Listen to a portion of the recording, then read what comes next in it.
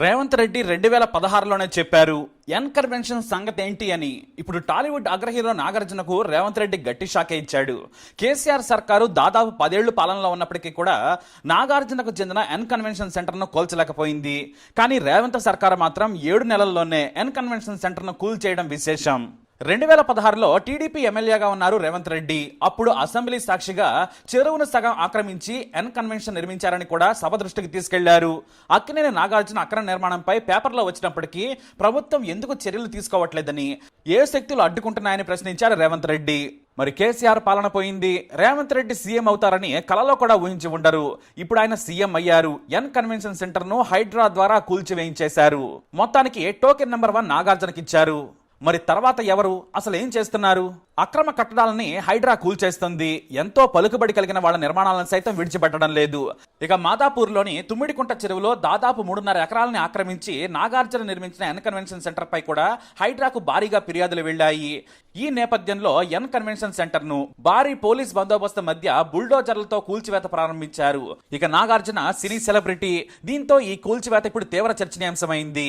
నాగార్జున లాంటి celebrity convention ను కూల్చివేయడంతో ఇతరులకు ఓ హెచ్చరిక పంపినట్లయిందని ప్రభుత్వ వర్గాలు చెబుతున్నాయి.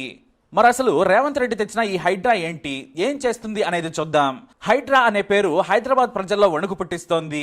మరీ ముఖ్యంగా చెరువులను ఆక్రమించి కబ్జా చేసిన వారికి. కానీ ఇక్కడే మరో విషాదకరమైన స్టోరీ కూడా ఉంది. చెరువులను ఆక్రమించి లేఅవుట్లు, అపార్ట్మెంట్లు కట్టి మధ్యతరగతి జనాలకు అమ్మిన పుండాకోర్లు కోట్లు కొలగొట్టారు. కానీ అనుమతులు తెచ్చుకొని ఇన్నేళ్లు పన్నులు కట్టిన సామాన్య ప్రజలు మాత్రం వణికిపోతున్నారు. జీవితాంతం కష్టపడి కొనుక్కున్న లేదా కట్టుకున్న ఇళ్లు ఇప్పుడు అక్రమమని కూల్చేస్తూ ఉండడంతో ప్రజలకు భయం మొదలైంది. ఎందుకంటే హైదరాబాద్ లాంటి మహానగరంలో మళ్లీ ఇళ్లు కొనడం అంటే పునర్జన్మెత్తాలి. నాయకులంటే అవినీతి చేసుకుంటారు లేదా కబ్జా చేస్తారు. అధికారులు, రౌడీలంటే ఎలాగైనా అక్రమ మార్గాల్లో సంపాదించుకుంటారు. కారే చెమటను రక్తంగా మార్చి నిజాయితీగా కట్టుకున్న ఇళ్లను కూల్చేస్తే వారికి న్యాయం చేసేదెవరనేది ఇప్పుడు తలెత్తుతున్న ప్రశ్న. ఓ యువతి సాఫ్ట్వేర్ ఇంజనీర్ గా పనిచేస్తూ 10 ఏళ్ల నుంచి సంపాదించిన సొమ్ముతో ఓ అపార్ట్మెంట్ లో ఫ్లాట్ కొనుక్కుంది. సరిగ్గా గృహప్రవేశానికి ముందే ఇల్లు నేలమట్టమైపోయింది. ఎటొచ్చి పేదలే ప్రభుత్వ అనాలోచిత నిర్ణయాలతో నష్టపోయేది. ఇన్నేళ్లు పన్నులు కట్టినందుకు వారికి నష్టపరిహారం కట్టించాలి. ఇక అనుమతులు ఇచ్చిన అధికారులను జైలుకు పంపాలి. అలా అయితేనే అక్రమ కట్టడాలు మళ్లీ పుట్టుకురావు. కానీ ఇప్పుడు హైడ్రా మాత్రం దూకుడుగా వెళుతోంది. FTL అంటే ఫుల్ ట్యాంక్ పరిధిలో ఉంటే కూల్చేస్తామని చెప్పకుండానే నెలమట్టం చేస్తోంది. వాస్తవానికి హైడ్రా చేస్తున్న పని మంచిదే. ఒకప్పుడు హైదరాబాద్లో 1800 చెరువులుండేవి. ఇప్పుడైతే చెరువులు 710 ఉన్నట్లు లెక్క. కానీ అవి కూడా కొంటల కంటే దారుణంగా కబ్జాలకు గురయ్యాయి. వీటన్నింటికీ కారణం రాజకీయ నాయకులే. వానలొస్తే నీరంతా జనావాసాల్లోనే ఉంటుంది. చెరువుల పరిధి పెరిగితే ఈ వాన వరద భయం ఉండదనేది వాస్తవం.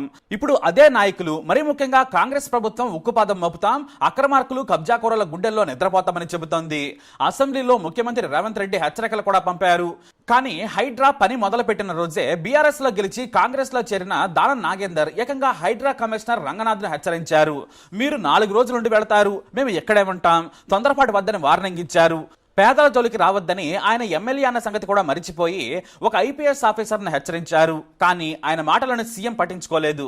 ఇక్కడే ఓ విషయం చెప్పుకోవాలి. రాజకీయ నాయకులు ఎంత చండాలంగా ఉంటారో దానం నాగేందర్ను చూసి నేర్చుకోవచ్చేమో. ఇదే హైడ్రాను తెగ పొగుడుతూ అసెంబ్లీలో స్పీచ్ దంచేశారు ఆయన. అంతేకాదు హైడ్రాకు నిధులు కేటాయించాలి, కేరళ మాదిరిగా ప్రకృతి విలయం సృష్టిస్తే ఎవరిది బాధ్యత, డిఫరెంట్ పీపుల్ అడ్వాన్స్డ్ టెక్నాలజీ ఇవ్వాలని ఇంగ్లీష్ లో కూడా స్పీచారు. కానీ మరునాడే హైడ్రాను తిట్టారు ఆయన. అంటే హైడ్రాను కేవలం ప్రత్యర్థులు, ప్రతిపక్ష నేతల మీదనే ప్రయోగిస్తారని ఆయన భ్రమించి ఉండొచ్చు. కానీ ఏకంగా ఆయన నియోజకవర్గ పరిధిలోనే కూల్చివేతలు మొదలయ్యాయి. ఆ తర్వాత వేరువేరు చెరువుల్లోని FTL పరిధిలోని అక్రమ కట్టడాలు, భారీ భవనాలు, కొత్త బిల్డింగ్లను కూడా కూల్చివేశారు రంగనాథ్.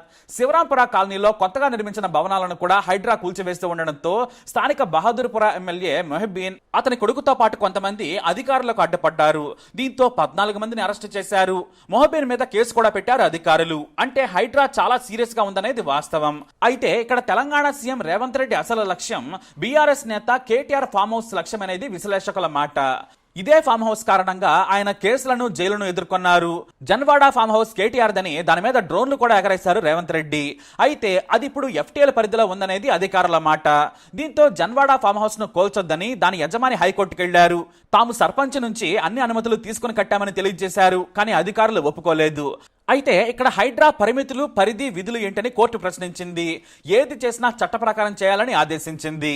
అయితే జన్వాడలో తనకు ఫామ్ హౌస్ లేదని, కేవలం స్నేహితుడి నుంచి లీజుకు తీసుకున్నానని తెలిపారు కేటీఆర్. నిబంధనలను ఉల్లంఘిస్తే కూల్చివేయమని తానే చెబుతున్నారు కేటీఆర్. అయితే అంతకంటే ముందు మంత్రులు పొంగులేటి, ఎమ్మెల్యే V6 వివేక్, పట్నం మహేందర్ రెడ్డి, గుత్తా సుఖేందర్ రెడ్డి లాంటి వారి అక్రమ నిర్మాణాలను కూల్చేయాలి. అవన్నీ బఫర్ జోన్లోనే ఉన్నాయి.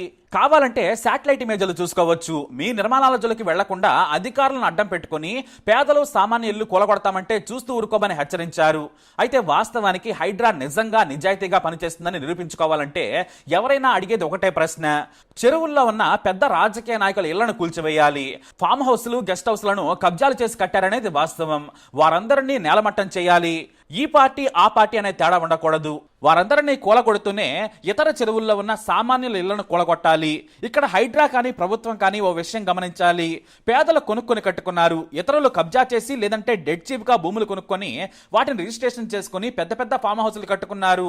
అసలు వాటిలో మనుషులే ఉండరు, కేవలం విలాసం కోసమే వాటిని వాడుతూ ఉంటారు. అయితే పేద మధ్యతరగతి ప్రజలు తెలియక ఇళ్లు కొనుక్కున్నారు. ఎందుకంటే సన్నాసి అధికారులు లంచాలు తిని అనుమతులు ఇచ్చారు. అన్ని పర్మిషన్లు రావడంతో కొనేశారు. ఏళ్ల తరబడి ఉంటున్నారు. ఇప్పుడు అక్రమం అంటే వారి నుంచి పనులు కట్టించుకున్న ప్రభుత్వం కూడా నష్టపరిహారం చెల్లించాల్సిందని నిలదీస్తున్నారు ప్రజలు. ఇక హైడ్రా అయితే కనీసం నోటీసులు కూడా ఇవ్వడం లేదనే విమర్శ ఉంది.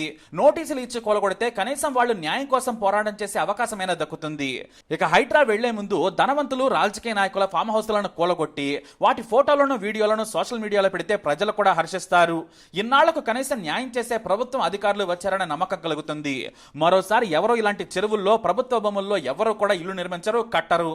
కానీ ఆ పని నడుస్తుందా అంటే మాత్రం కనిపించడం లేదనే చెప్పాలి. అక్రమార్కులు, కబ్జాకోరుల మీద ఉక్కుపాదం మోపుతామని కమిషనర్ రంగనాథ్ చెప్పారు. కానీ సామాన్యుల మీద సాదా కానిస్టేబుల్ కూడా ఉక్కుపాదం మోపుతాడు. ఎందుకంటే పొలిటికల్ పలుకుబడి ఉండదు కాబట్టి. కానీ హైడ్రా పవర్ చూపించాల్సింది పెద్దవారి మీద. హైడ్రా పరిధి పేదవారి వరకే అనే విమర్శలున్నాయి.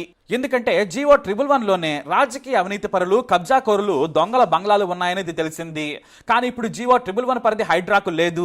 కానీ భవిష్యత్తులో తీసుకొస్తారని ప్రభుత్వ అధికారులు చెబుతున్నారని కాంగ్రెస్ ఆస్థాన పత్రికలు జోలపడుతూ ఉన్నాయి. GHMC ఔటర్ వరకు ఉన్న పట్టణాలు, గ్రామాలు కలిపి తెలంగాణ కోర్ అర్బన్ రీజియన్ గా హైడ్రాకు పరిధి ఉన్నట్లు ప్రభుత్వం నిర్ణయించింది. ఈ ఏరియాల్లో పార్కులు, చెరువులు, ప్రభుత్వ స్థలాలు, నాలాలు, ఫుట్పాత్లు, రహదారులను ఆక్రమించి విచ్చలవిడిగా అక్రమార్కులు నిర్మాణాలు చేపట్టారు. వాటిపై హైడ్రా ఉక్కుపాదం మోపుతుంది. ఈ విషయంలో హైడ్రాను మెచ్చుకోవాల్సిందే. కానీ జగదంగలంతా కూడా GO 111 పరిధిలోనే ఉన్నారనేది వాస్తవం. కానీ వారి వరకు వెళ్లగలదా, బడాబాబుల బలుపును దించగలదా అని సామాన్యులు ఎదురు చూస్తున్నారు. అయితే హైడ్రా పరిధి పెంచాలని కమిషనర్ రంగనాథ్కు విస్తృత అధికారాలు ఇవ్వాలనే డిమాండ్ ప్రజల నుంచి వస్తోంది. ఎందుకంటే ఔటర్ పరిధిన ఉన్న చెరువులన్నీ కూడా కబ్జా అయ్యాయి. కొండలను కూడా తొలగించి కాలేజీలు, భవనాలు కట్టుకున్నారు. వాటి సంగతి కూడా తేల్చాలనేది డిమాండ్. మరీ ముఖ్యంగా రామోజీ ఫిలిం సిటీ ప్రాంతాల్లోని చెరువులు, కొండలు మొత్తం కరిగిపోయాయి. అక్రమార్కులు కాలేజీలు, బిల్డింగులు కట్టుకున్నారు. వాటన్నిటిని ఇప్పుడు నెలమట్టం చేస్తే ప్రజలు ప్రభుత్వాన్ని హర్షిస్తారు. ఆక్రమణలు తొలగించే కంటే ముందే కబ్జాలను నివారించాలి. అనుమతులు ఇవ్వకుండా ప్రభుత్వ స్థలాలను నిషేధిత జాబితాలో పెట్టాలి. ఎవడైనా అవినీతి అధికారి సంతకం పెట్టి అనుమతిస్తే ఎన్నేళ్లైనా సరే జైల్లో పెట్టాలి. అలా అయితేనే పైనుంచి కింది స్థాయి అధికారి వరకు అందరూ భయపడతారు. అంతేకాని లంచాలు తిని అనుమతులు ఇచ్చి ప్రజలు సంసారాలు చేస్తూ జీవితాన్ని గడుపుతున్న సమయంలో వారిని రోడ్డున పడేయకూడదనేది అందరి భావన. హైడ్రాను అందరూ అభినందిస్తున్నారు. రంగనాథ్ లాంటి అధికారి సిన్సియారిటీని ఎవరో తప్పుపట్టడం లేదు. కానీ ముందు హైడ్రా పవర్ ప్రజలకు తెలియాలి. అందరూ హర్షించాలంటే ముందు పెద్ద భవనాలను కూలగొట్టాలి. వారి కబ్జాల నుంచి ప్రభుత్వ భూములను లాక్కోవాలి. కోర్టుకు వెళ్ళినా వెంటనే ఆర్డర్స్ తెచ్చి బుద్ధి చెప్పాలి. ఇక భవిష్యత్తులో అక్రమ అనుమతులు తీసుకునేందుకు ఎవరూ సాహసించరు. కానీ ముందు ఆ పని చేస్తే మాత్రం అందరూ జై హైడ్రా అంటారు. అయితే ఇదే హైడ్రాను నగరాలు, పట్టణాలు, గ్రామీణ ప్రాంతాలకు కూడా విస్తరింపజేయాలి. ఎందుకంటే పట్టణాల్లోని చెరువులు, వేల ఎకరాల్లోని ప్రభుత్వ భూములు రాజకీయ నేతల పాలయ్యాయి. కొంతమంది కొండలు, దాని పక్కన ఉన్న భూములను ఆక్రమించి ఏకంగా రైతు బంధు కూడా తీసుకుంటున్నారనే విమర్శలున్నాయి. కాబట్టి హైడ్రాను పటిష్టం చేయాలి, ఫుల్ పవర్స్ ఇవ్వాలి. కానీ కేవలం ప్రతిపక్ష నేతల ఇళ్లను, గెస్ట్ హౌస్లను కూలగొట్టగానే తమ కక్ష తీరిందని వదిలేస్తే అధికారులకు, నాయకులకు చెడ్డ పేరు వస్తుంది. ఎందుకంటే ఇప్పటికే పేదల ఇళ్లు నేలమట్టమైపోయాయి. కొనుక్కున్న ఇళ్లలోకి వెళ్లకముందే కూల్చేశారు. అలా కాకుండా పద్ధతి ప్రకారం ముందు పెద్దల ఇళ్లను కూలగొడితే అందరికీ ప్రభుత్వ నిర్ణయం హైడ్రా పనితీరుపై నమ్మకం కలుగుతుంది. రాబందుల లాంటి నాయకులను వదిలేసి పిచ్చుకల్లాంటి పేద ఇతర చిన్నవారి ఇళ్లను కూల్చడం వల్ల ఉపయోగం ఉండదనేది వాస్తవం. హైడ్రా శక్తివంతం కావాలి, సిన్సియర్గా పనిచేయాలన్నదే అందరి కోరిక. ఇక ప్రస్తుతానికైతే నాగార్జున అన్కన్వెన్షన్ మీద వేటు పడింది కాబట్టి బడాబాబులందరూ కూడా తలలు పట్టుకుంటున్నారు. టోకెన్ నెంబర్ 1 నాగార్జున అయ్యాడు. సెలబ్రిటీ కాబట్టి చర్చ కాస్త ఎక్కువగానే ఉంది. మరి ఈ టోకెన్ నంబర్లు కొనసాగుతాయా? మరి టోకెన్ నంబర్ 2 ఎవరు? మరి కేటీఆర్ ఫామ్ హౌస్ సంగతి ఏంటి? ఆయన టోకెన్ నంబర్ ఎంత? ఈ అప్డేట్స్ పై మరో వీడియోతో తెలుసుకుందాం. ఈ వీడియో అప్డేట్స్ కోసం మా ఛానల్ ఫాలో అవ్వండి. అలాగే తప్పకుండా సబ్స్క్రైబ్ చేసుకోండి.